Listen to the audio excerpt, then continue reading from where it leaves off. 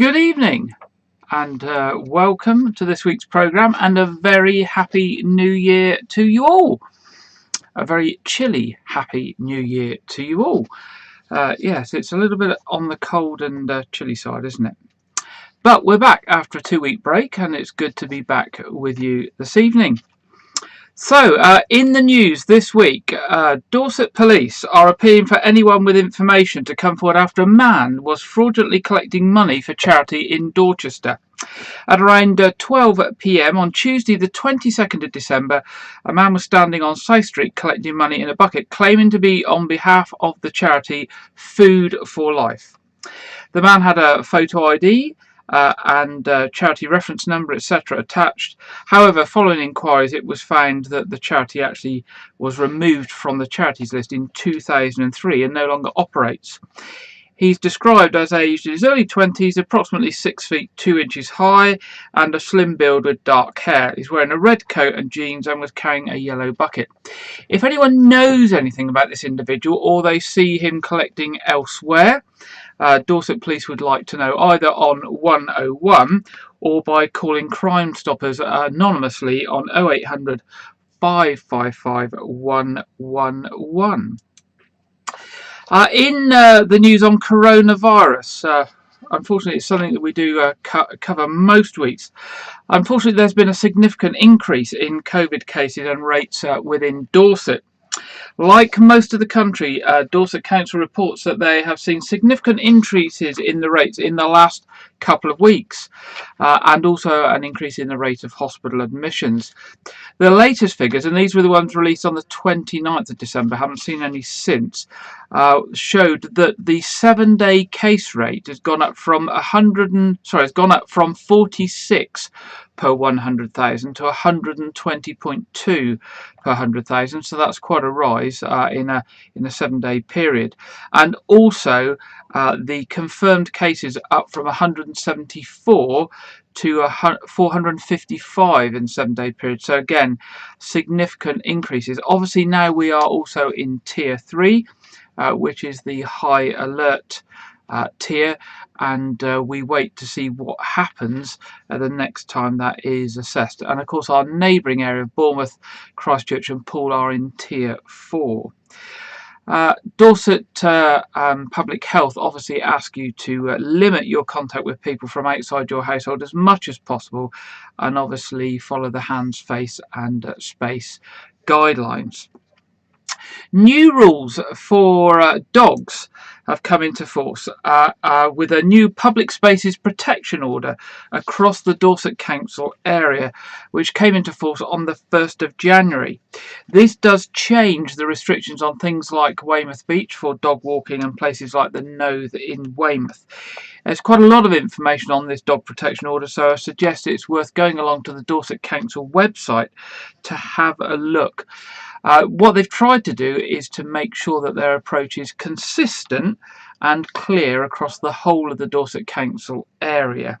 And it applies to things like beaches, sports fields and other public areas. So do have a look at that.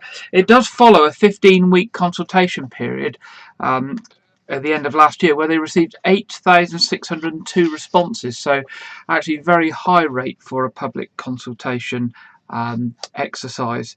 The recommendations from the consultation were considered and approved by the Places and Resources Overview Committee at Dorset Council Cabinet.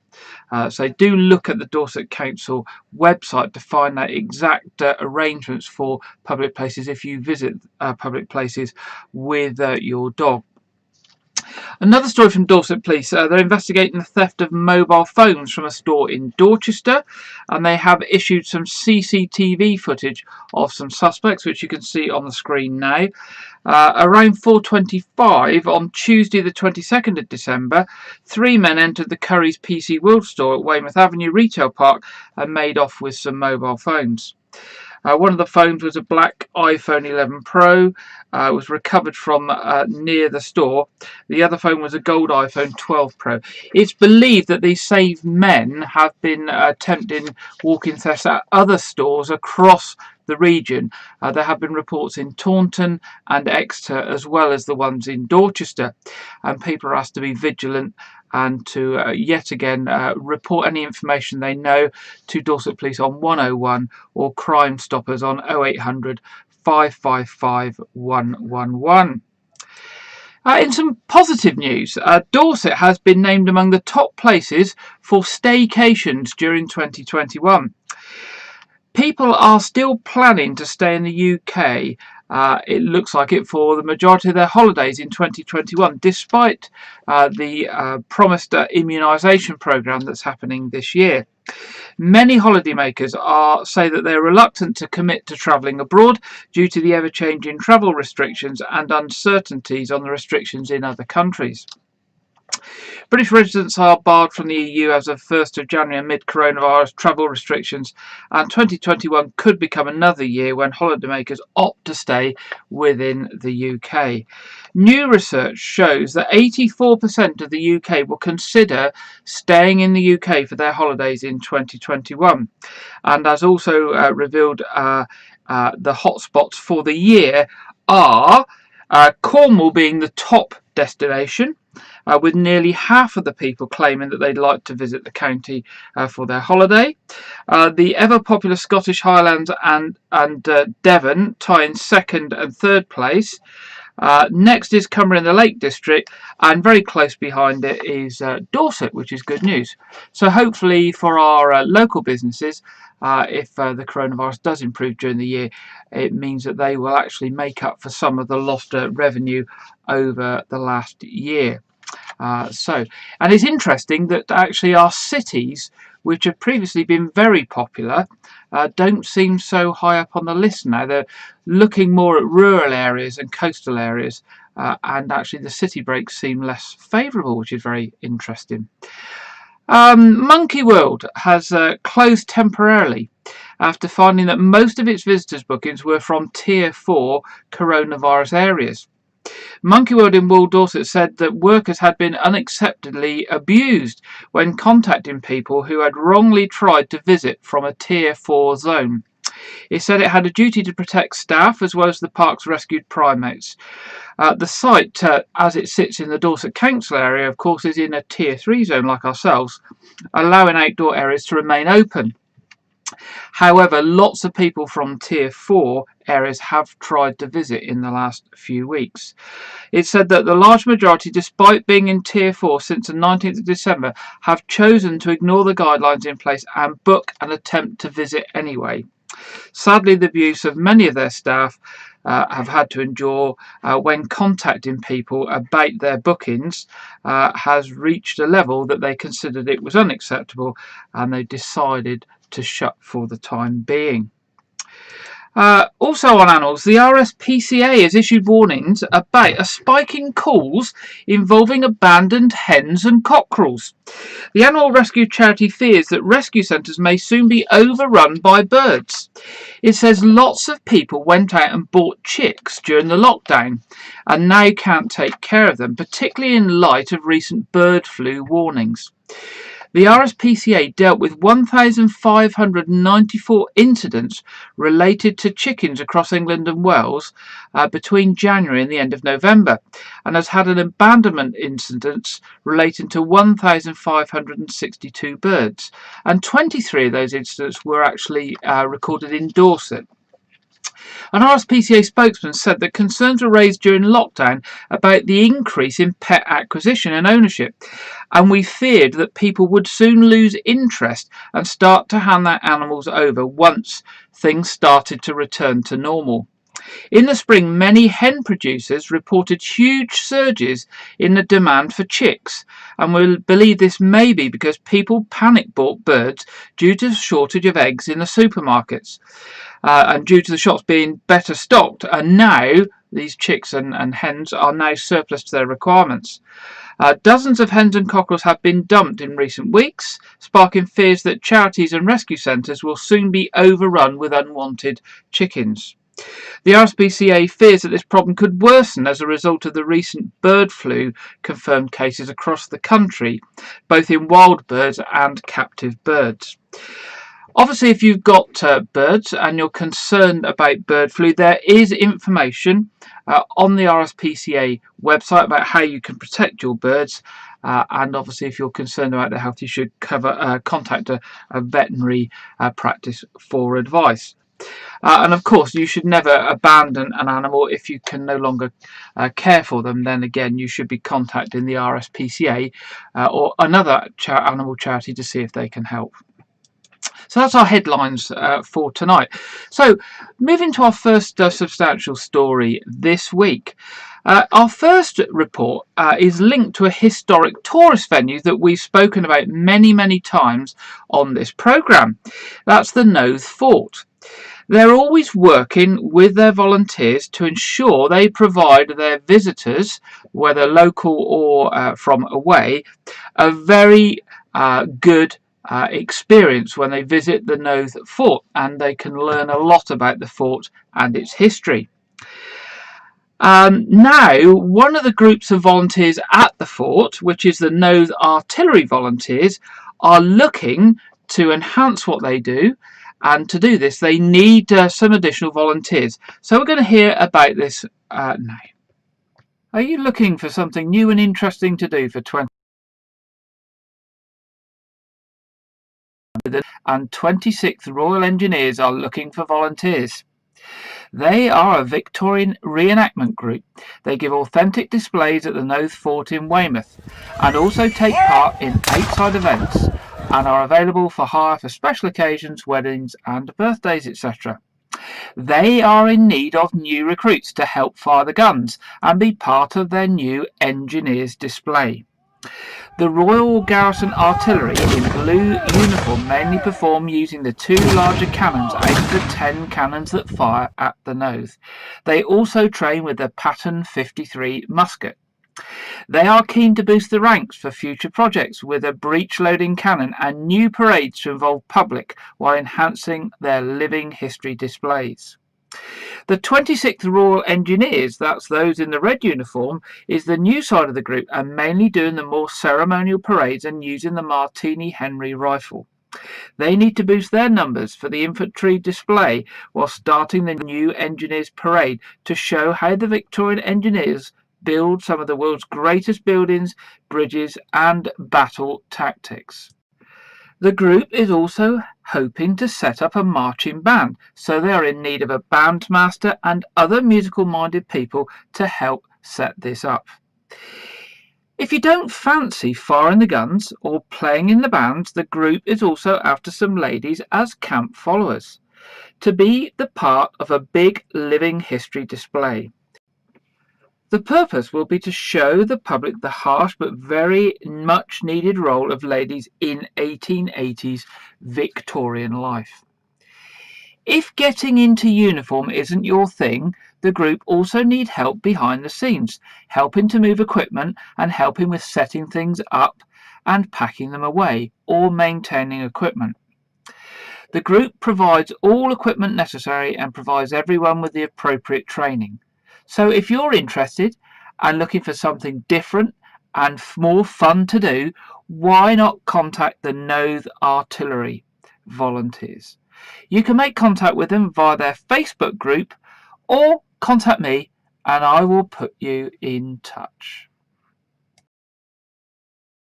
There we go, that's the Knowth Artillery Volunteers, and I've seen them actually dressed up on many occasions firing their cannons and muskets, and it really does make a difference when you're visiting the Knowth Fort to have groups like them dressed up in authentic gear. Gives you a bit more atmosphere when visiting the fort. So if that's something that interests you, something a little bit different, do get in touch and we'll put you in touch with the Knowth Artillery. One thing that I do every Saturday with the help of my team here is review the national and local newspapers for stories of interest. One of the newspapers we get on a Saturday is the Eye, and I've got it here. I don't know if any of you've seen the Eye. And one particular feature that I always like in the Eye is they produce lists. They're very good at producing lists, such as 50 ideas for Christmas present, 100 ideas of things to do during lockdown, and this week it's 40 outdoor adventures in the UK. So you can see on the front there, 40 outdoor adventures in the UK, and inside there's a long list of all the things that you can do outdoors, which is really good for getting fresh air and exercise at this time of year. Sometimes I wish that I could just actually take their lists and put them up on a website somewhere for local people, because actually they are very, very useful. They've got lots of links in them and they're a very handy resource, but they'd probably be a bit upset with their copyright if I did that.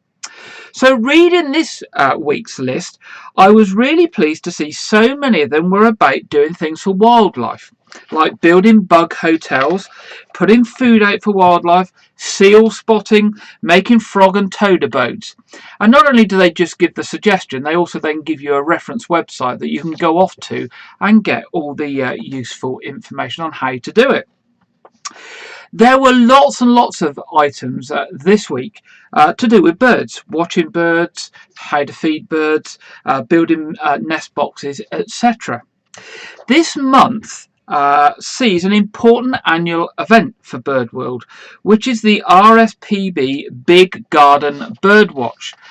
And I'm sure you've come across this before. This is where the RSPB ask us over a period of a few days to watch for 1 hour our garden, our balcony, a spot in a local park, and to do a count of the birds, to give us an idea about where bird life is in the UK. So we're going to hear a bit about that now. It's almost time for the RSPB's Big Garden Birdwatch. The RSPB are doing their Big Garden Birdwatch this year between the 29th and 31st of January. You can choose any hour between the 29th and 31st of January. So whether you're an early bird or a night owl, you can still take part. All you have to do is count the birds that land in your garden, or in the local park if that's where you're observing, or on your balcony if you don't have a garden. Ignore any birds that are still in flight to avoid any double counting. Just record the highest number of each bird species you see at one time, not a running total. You can submit your results online at rspb.org.uk/birdwatch from the 21st of January up until the 19th of February. If you'd rather send your results in by post, you can download a submission form from the RSPB website, but you should send them in to make sure they get there by the 15th of February. Every count is important, so if you don't see anything, still submit your results. Finding out which birds don't visit your area is just as important as finding out which do. Visit the RSPB website for all the resources and counting sheets you need at www.rspb.org.uk. You can print down the sheets to help you in the survey, or posters, or any other display material that you want to take part. Let's hear from Chris Packham about this year's Great Garden Birdwatch. What will you see when you join us for this year's RSPB Big Garden Birdwatch? I want to see what the early bird looks like. And see how many different birds I can spot in an hour. Many of us are enjoying spending more time with nature now, so why not take part in this year's Big Garden Birdwatch to build a picture of how birds are faring across the UK. It helps us better understand how things are changing and how to help our wildlife. Join in between the 29th and the 31st of January. For your Big Garden Birdwatch guide, just search online for Birdwatch 21. What will you see in your Big Garden Birdwatch? We'd love to know. Of course, there's lots of things we can do to encourage birds into our gardens, especially over the winter months, like putting out a bird table, putting out a bird feeder. And another thing we can do during the winter months is to buy or make a bird box, so that when they are ready for the warmer months, we can put them up and to encourage birds to nest in our gardens. If you fancy having a go at building your own bird box, Rose from the National Trust at Lidford Gorge in Dartmoor has produced a short instructional video to show us what to do, so that the birds in your garden may be able to have a brand new home this spring.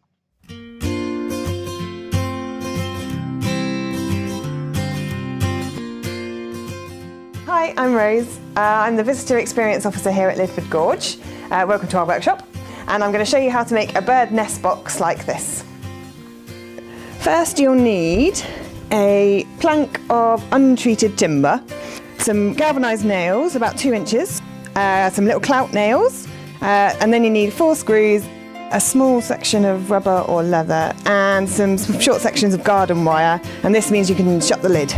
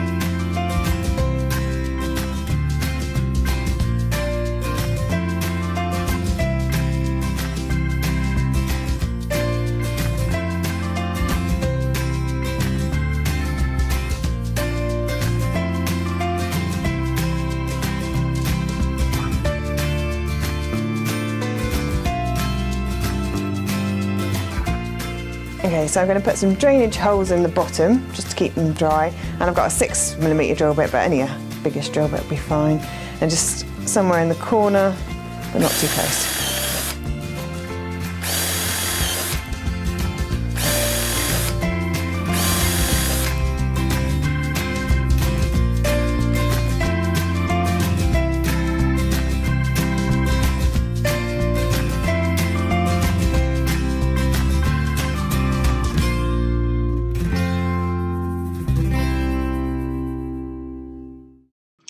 There you go, that's in just a couple of minutes there, how to build a garden bird box.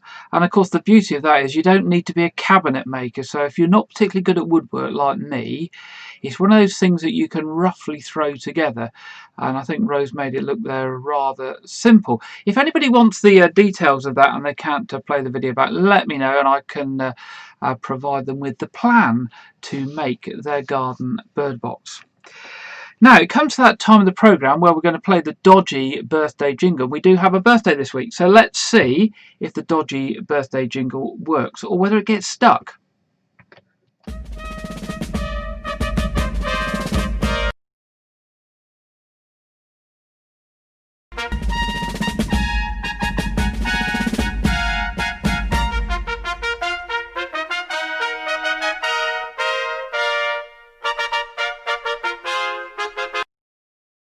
And predictably it got stuck. I think it's the button on my little control panel down here that I've got allocated to the birthday jingle. I think it's the button. There must be something wrong with the button, so I need to swap them over for another week and try it. Anyway, this week we say a very happy belated birthday by a few days to Lucy, who was 9 on New Year's Eve.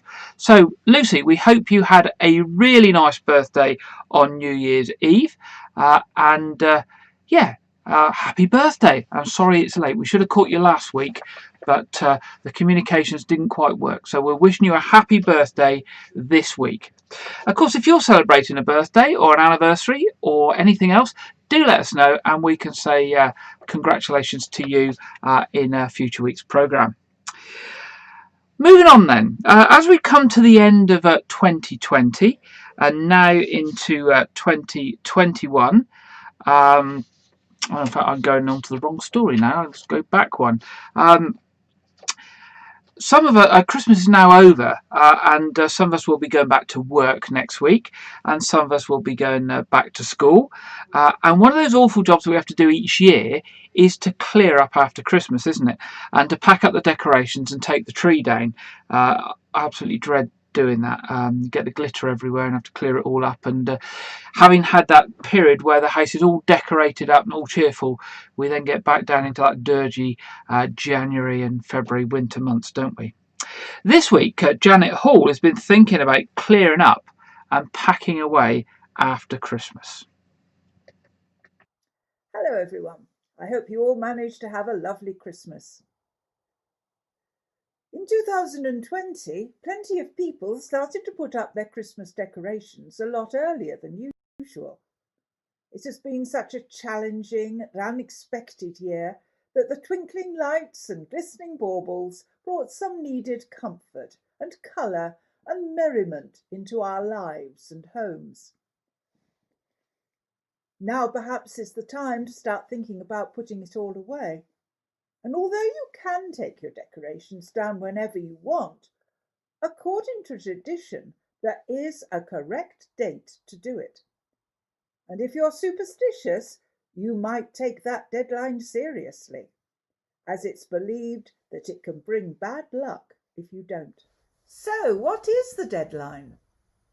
Well, Christian tradition says your Christmas tree should stay up until the 12th night, which celebrates the arrival of the wise men or magi who followed the Star of Bethlehem to bring their gifts to baby Jesus. However, when 12th night isn't as straightforward as you might imagine. While Advent is the 4 weeks prior to Christmas Eve, starting on a Sunday, different beliefs make the post-Christmas period harder to define, especially 12th night. When to take your Christmas tree down is all dependent on when you start counting the 12 days of Christmas. The Church of England counts from Christmas Day, so the 12th night always falls on the 5th of January. But other denominations, including the Catholic Church, start counting the 12 days of Christmas from Boxing Day, so the 6th of January, 12th night, is also Epiphany. This uncertainty is a bit worrying when, according to superstition, it is bad luck to leave your decorations up after 12th night. This belief seems to have started in the olden days when people used to decorate their homes with ivy and holly. They used to think tree spirits lived in the greenery and made sure all their festive ornaments and trimmings were taken down in the first week of the new year to set them free. However, the Magi have only just arrived on Epiphany, so most churches keep the crib up until Candlemas on the 2nd of February. Another tradition says that if the decorations are not removed on 12th night, then they should stay up all year. Lovely as I think the Christmas tree is, I don't think I want it there all year, so I will probably take them down on Tuesday just to be on the safe side. But it's always sad putting them all away for another year. Never mind, I'll just go on enjoying the crib for a little bit longer. Bye for now. And a happy new year!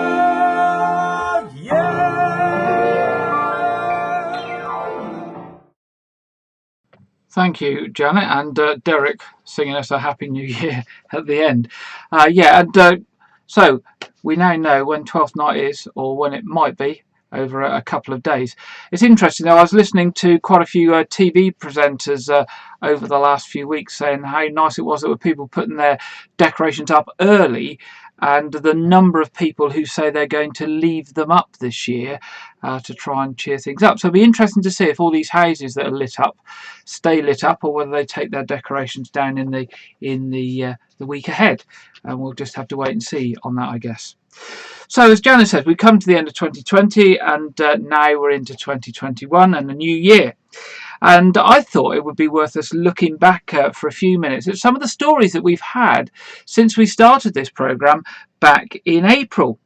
It amazed me looking back at the range of different topics and different types of stories we've had, and some of the different contributors we've had. And we've actually done around 45 substantial video reports since we started this programme.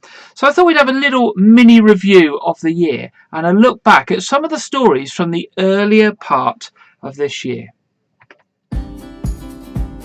In May, we heard from Jeff Rivers. and the work that was necessary to be done on the All Saints Church clock face, and how this had been undertaken by the steeplejacks. The march of time has not been kind to the clock face, and it is now in need of some renovation and TLC. The following pictures show the extent of some of the damage to the wood.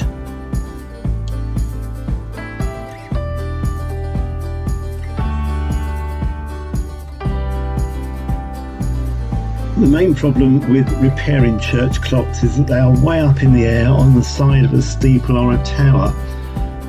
We had this problem at All Saints, and there's two options. The first is to erect scaffolding, which is time consuming and very, very costly, or we can get hold of some people who will throw themselves off the end of a piece of string tied to the top of the tower. We hired a firm called Dawson's from Bristol, who sent 2 steeplejacks to do this work for us.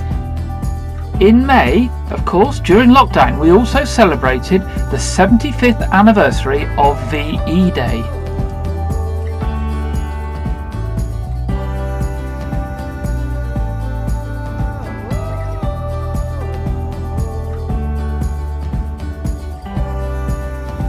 This unconditional surrender was signed on behalf of the German High Command by Field Marshal Jodl in Reims, France, at 0241 hours on the 7th of May. This was the British people's finest day. VE Day, the end of the German war. Throughout the country, at homes and at work. In May, we also heard from All Saints Church members and White Regis residents about their wartime memories. The first is Evelyn Fuggle. This is Evelyn as we know her today. And this is her in 1939 when she started school. Her first school was a convent, but when her mother found that the nuns were sleeping in the children's shelters, she took her away and taught her at home until she went to Notting Hill in February 1940, where she stayed until 1951. At the end of May, we heard from Frank and Marilyn Tuff on how they were using their ceilidh dancing to remain active during the lockdown.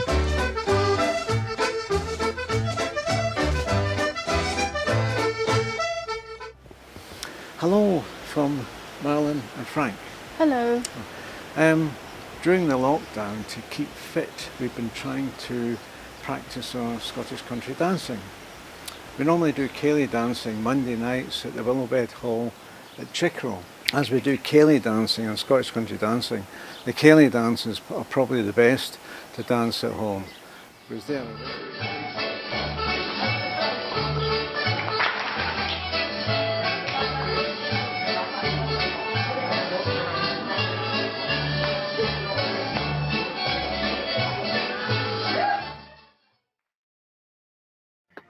In June, we marked the Queen's birthday.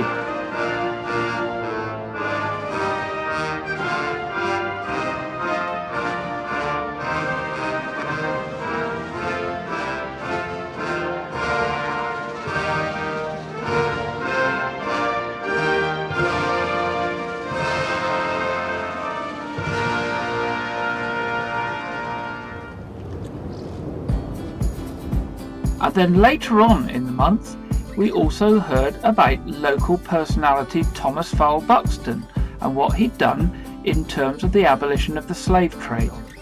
That person is Thomas Buxton, or to give him his full name, Sir Thomas Fowle Buxton, Baronet of Belfield and Rumton, Norfolk.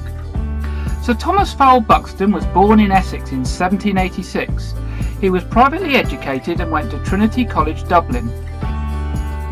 In July, we heard from Janet about the plans for a new boat for MV Freedom and the funds they needed to raise. As we're celebrating Sea Sunday tomorrow, I thought it would be a good idea to do a report on how MV Freedom brings joy to many people. To provide access to the sea for those who are living with disability. We usually take 2.5 hours per trip and we go twice a day, mornings and afternoons. We can take 12 passengers on board 4 wheelchairs if necessary. We also had some fun and uplifting music from our friends at Weymouth Concert Brass.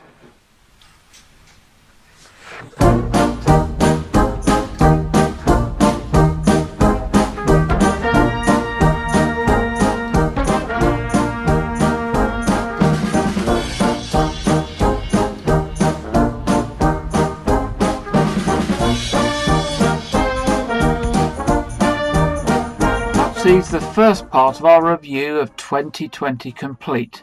Next week we'll look what we did from August onwards. But for tonight I'll leave you with the end of this report with Weymouth Concert Brass.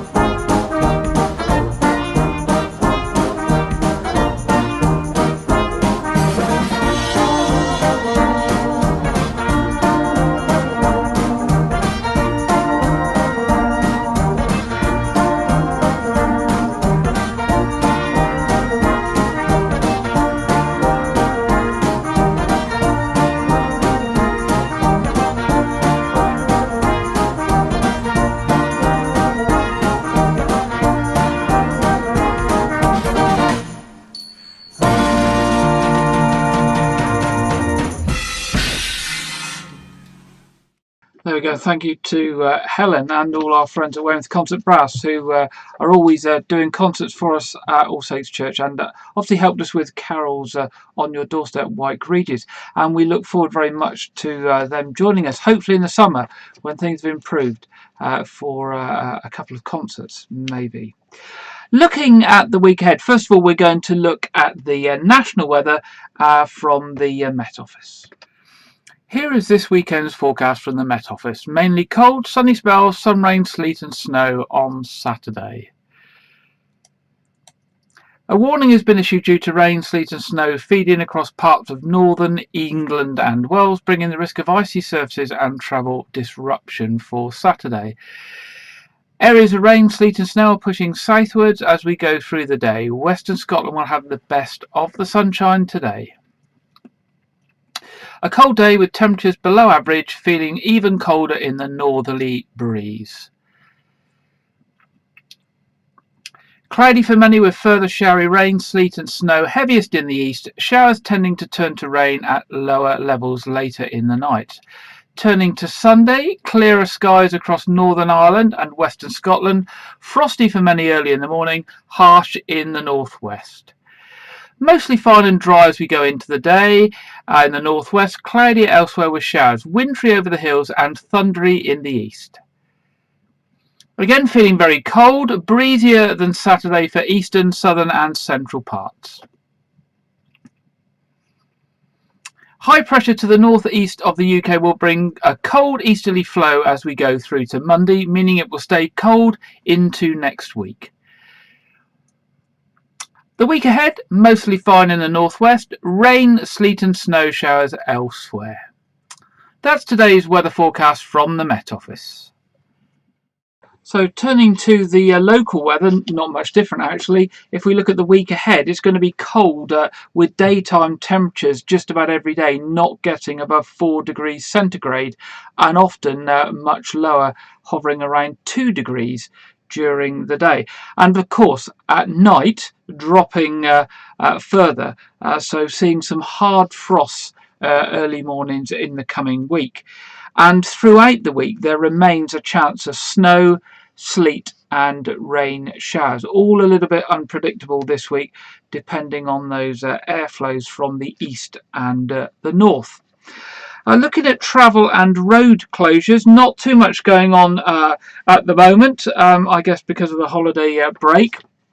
But works continue on the harbour side in Weymouth, both with the tram lines and also with the demolition of the former ferry port buildings. Works on the south side of the harbour on Noath Parade will be starting at the end of January, beginning of February, which we've mentioned before, just to remind you of that. And works in the Western area continue, being undertaken by Southern Gas Networks, which shouldn't cause too much disruption. Although there are roadworks at the Abbotsbury Road junction by the Rock Hotel, which sees the traffic lights out of action and with temporary traffic lights for periods of time, which may cause disruption at various times in the week ahead. On the trains, there are replacement timetables on both Great Western and South Western trains this weekend, and those amended timetables continue into the week ahead on Great Western services. And of course the prevailing weather may also cause issues with service and delays to service. Moving on to the What's On section, there isn't much to mention on What's On because of course now we're into Tier 3. Most things have actually shut down for the current time and we have to wait and see what happens in respect of Tier 3 in a week or so's time to see whether we stay there, we go back down, or whether there's a possibility that we may go up. So we'll just have to wait and see in the weeks ahead what happens. In terms of regular services, to remind you, in terms of church services, 09:30 at All Saints Church tomorrow. That's also live streamed, 11 o'clock at St Edmund's Church. Tuesday evening 5 o'clock there's a live streamed evening service on all our usual channels, and Wednesday morning there's a communion service in All Saints Church at 10:30. Of course, don't forget our quiz this evening at 7:30 in a short while. That will continue throughout these dark, long, cold winter months, and that's open to anybody, and we'll be very, very happy for anyone to join us with that this evening or any other week. As we're seeing the coronavirus levels growing rapidly, although it's not as bad in our area as it is in some areas of the country, it is still growing rapidly, as the statistics showed earlier in the programme. I thought we would finish this evening with just a reminder of what we should be doing to keep ourselves safe. And I apologise that I do keep repeating this, but it really is the basic simple things that will stop us either getting coronavirus or, most importantly, stopping the spread of it.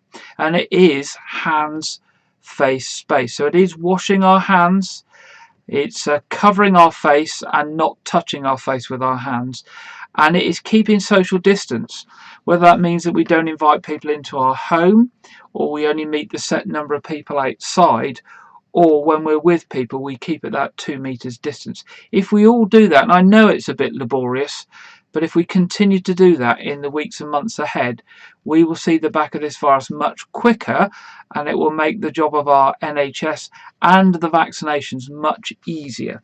So I'll leave you this evening with just the government information film on the coronavirus. I look forward to seeing you again next week for our news programme at 6 o'clock, and for some of you in a short while with our quiz this evening. So I'll say good evening. As winter approaches, we'll be spending more time indoors. This will increase the risk of coronavirus spreading.